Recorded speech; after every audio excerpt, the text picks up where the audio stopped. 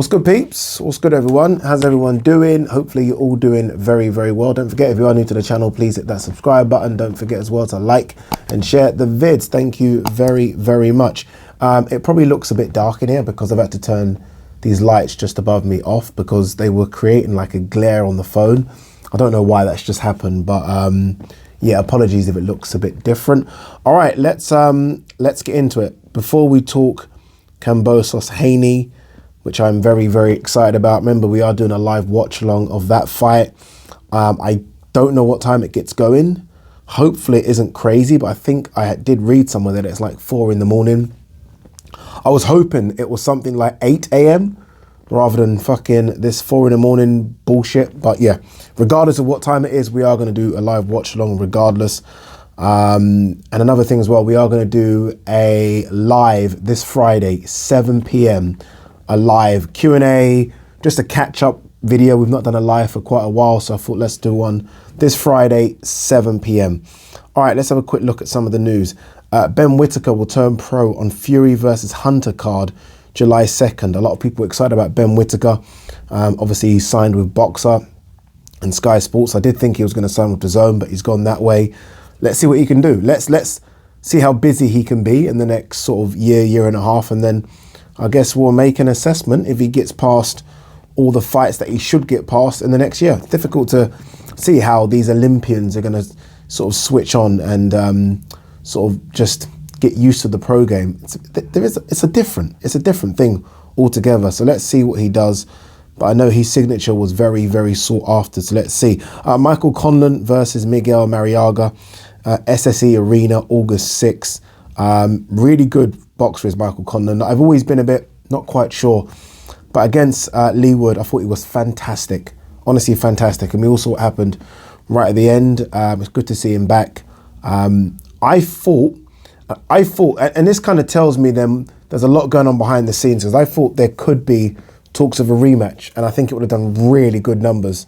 The Irish coming again, I think it would have done the Forest Ground. I think it really would have done that.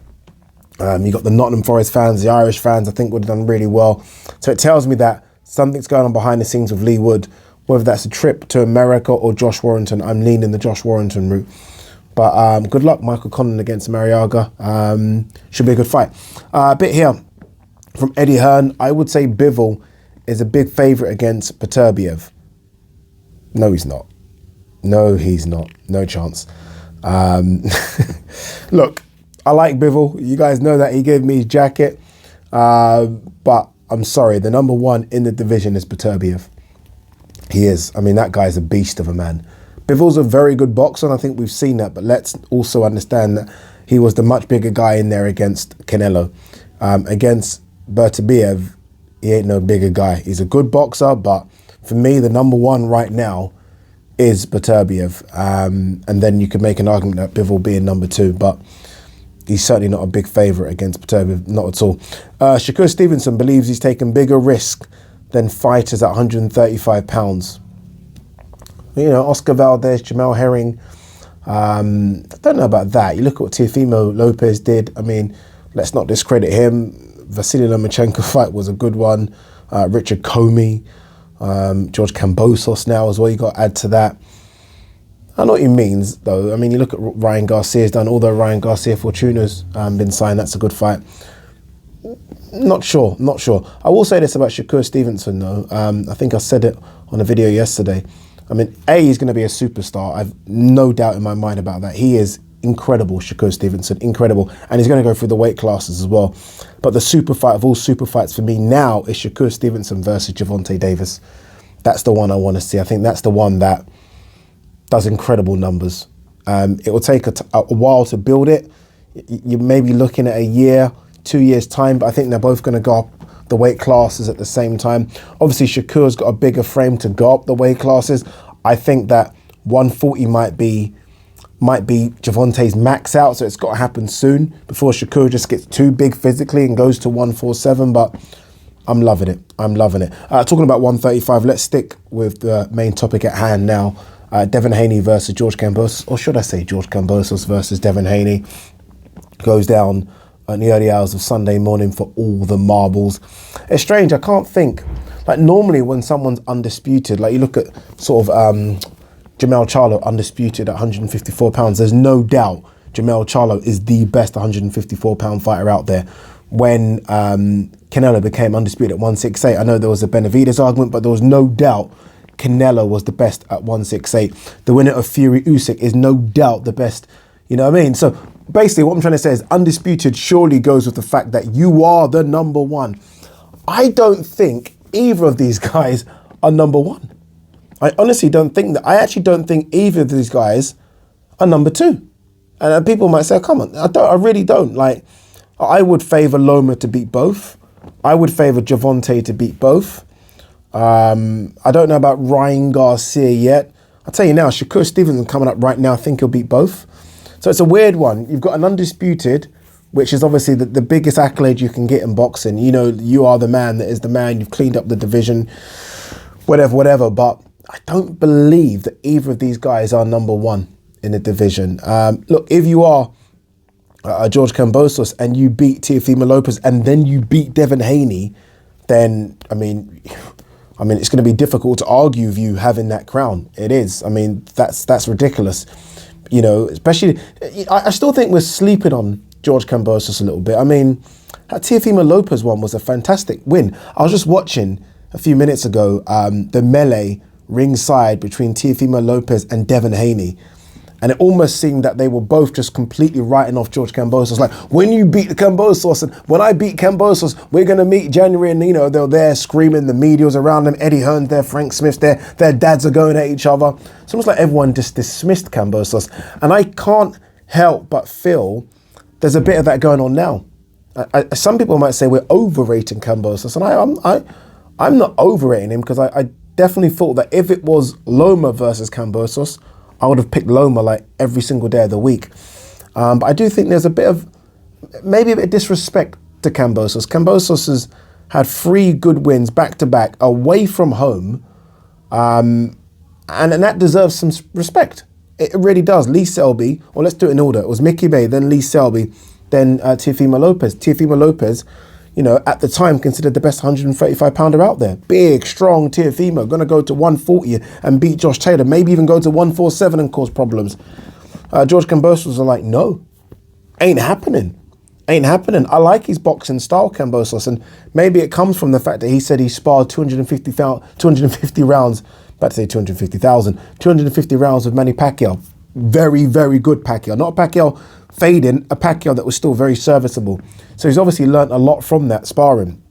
He's very confident, very, very reminiscent, the way he speaks, of a young Conor McGregor coming through. Like, he's very assured of himself.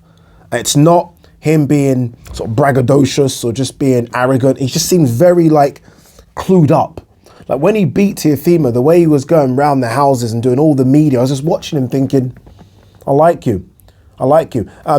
Boxing ability is one thing. Having confidence in your own boxing ability and confidence in oneself is another, and he's got a bit of both. It won't be easy against Devin. I honestly, I think it's a 50-50 fight. If this fight was happening in America, I would sly with Devin, because I think Devin's probably the better boxer of the two. But the fact it's happening in Australia, it's difficult for me to see how George don't win this on points.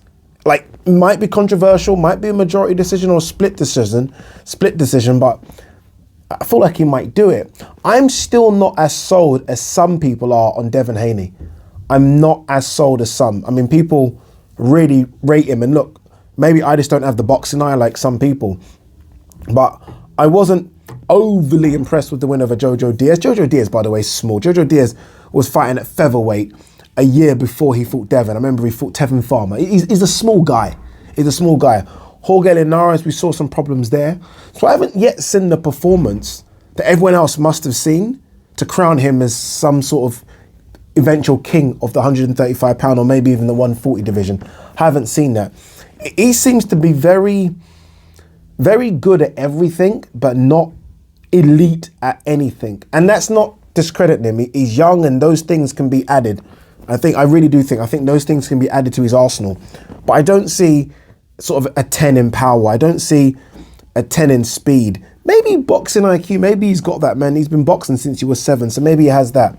But I don't really see anything. When you look at the other guys, I do feel like Javante, for example, that motherfucker's 11 at power. Do you know what I mean? Shakur Stevenson seems to be an 11 at ring IQ and ring generalship. He seems to be that. I don't see the special dust. You know, I don't see the magic dust on Devin yet. That's why I think this might be difficult. And that's not because I think sort of George Kambosos is a 10 at everything as well. I just feel like he's also a bit like Devin. He's just a 7 or 8 at most things. And I do think to beat Kambosos in Australia, you might need to be a 10 at something. You might need to be. I think it's a very close fight. I really do think it's a close fight. Again, if this fight's in America, I see Devin getting it. It being in Australia, 50,000 at the Marvel Arena. Devin Haney not with his quote-unquote first team, Ben Davis and his dad, and obviously that's been a good team for him of recent. Will that play a factor in it? Maybe, maybe not. He seems like the kind of confident kid where he doesn't need that, but I don't know. He still is a kid. It's not easy going away from home and getting a decision ain't easy unless it's dominant, like, you know, the way, you know, Terence Crawford, Ricky Burns, dominant. Spence versus Brook, dominant, where like there is no debate, you won. Unless it's that, it's not easy. It's not easy. And that's why I have to give Kambosos credit, because he's done it 3 times in a row. Again, Mickey Bay, Lee Selby, Teofimo Lopez, that ain't easy. That's not an easy run. And he's done it. He's won all of those by split decision. And right now, his confidence level is through the roof. Through the roof. It's going to be a good fight. I really do think it's going to be a good fight. We, the fans, are winning on this one. It's a fight where if you are a gambler, I would say keep your money in your pocket. Unless you've got Rob Tebbett levels of money, who seems to gamble all the fucking time. If you haven't got that, then I don't know. But yeah, guys, remember, we are going to do a live watch along of that anyway. Should be a very, very good scrap. What's this? Sky Nicholson here saying, my full fight in 91 days, potentially my last before moving to championship rounds. Sky Nicholson can just fight. It's funny because she's very much don't judge a book by its cover. Like, I remember when they told me to interview her for the first time, and I saw her, obviously looked beautiful, isn't she? Stunning. And I was like, you're a fighter? Like, I'm not saying fighters should be battered and bruised, but I was like, what? And then when I watch her style of fighting, she's very much, you know, don't get hit and hits. She's got very long levers, and she could potentially do something. Sky Nicholson can potentially do something. Very, very good boxer. Comes from a boxing family. Her older brother used to box as well. I think passed away in a car crash. So she's got from boxing stock. So don't let the pretty face fool you. That girl can fight. Sticking with the girls, Taylor Serrano generated 1.45 million at the gate at MSG. Still, honestly, my favourite fight of the year so far, and it's going to take something very special, I think, to beat that. It was an amazing event, and let's hope. I know there's talk about going to Croke Park. Let's hope they do it at MSG again, because I do want that half Puerto Rican, half Irish fan base. I think it's that's what generated such a good atmosphere. What's this? Leo Santa Cruz, Lee Wood title fight remains on hold pending WBA purse split resolution. Okay, at least there's something going on behind the scenes with that one. We'll see what happens. Denaire, my heart is bigger than Inoue's punches. Very confident of beating him. This Denaire journey is incredible, isn't it? Honestly, it's incredible. Like when you think of, like, I remember when Denaire got beat by Rigondeaux or Rigondeaux. I remember people thinking, okay, that's that. Like, you know, it's been a really good career, you know, 4-weight world champion. I remember at the time, there's a lot of talk about Denaire because obviously Filipino and Manny Pacquiao being a 7 or 8-weight world champion at the time. Everyone's like, okay, Denaire's the next thing. And everyone thought, okay, you know, Rigondeaux beat him. It was good, but that's that. Then he had a couple of wins after that. And then Carl Frampton fought him. Yes, at a higher weight class. But I remember people almost, Carl's picking someone that's done. It's past it. When did Carl Frampton fight him? It must have been 4 years ago or around that time. Let's have a quick look and see if we can find. Box rec is down. Let's quickly go here. So Carl Frampton fought Denaire 21st of April 2018. That's when Carl Frampton fought him. And look, I get it. It was at featherweight, which, you know, Donaire would have obviously preferred to be a weight below that. But still, 2018, people were like, you know, that he's done. And I think Carl didn't get that much respect for the win. This motherfucker's still going. Still going. And he's fighting in Inoue, pound for pound, what, top 3, top 4? It's difficult to rule Donaire out, but I mean, I don't know, man. I'm not quite sure.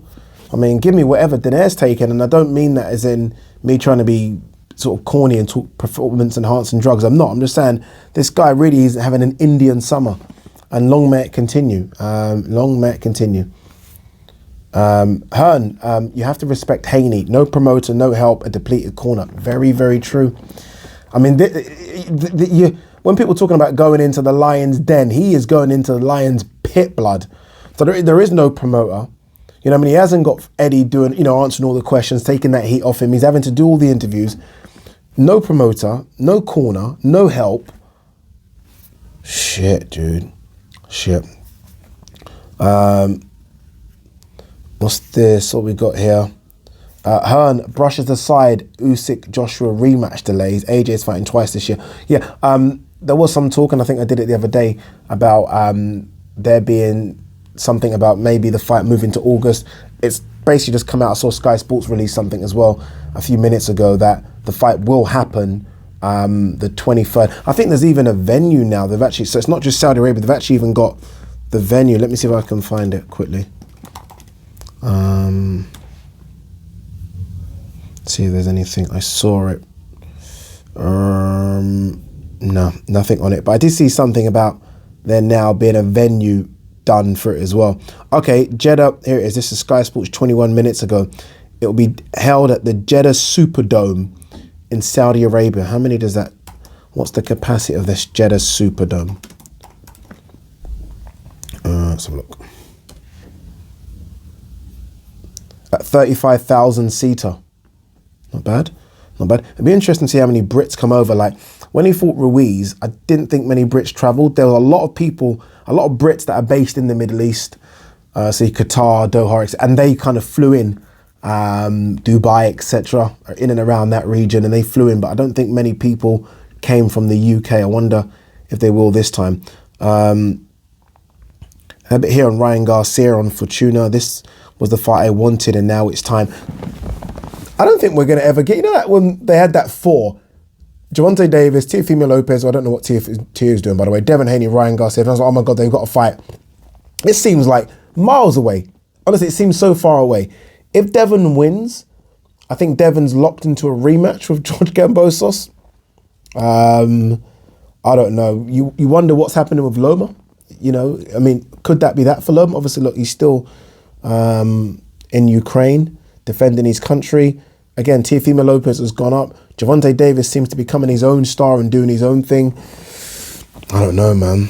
I'm not quite sure. All right, guys and girls, don't forget, Friday, we're going to do a live, and then Sunday, live watch along. Or Sunday morning, Saturday evening, whatever. Peace.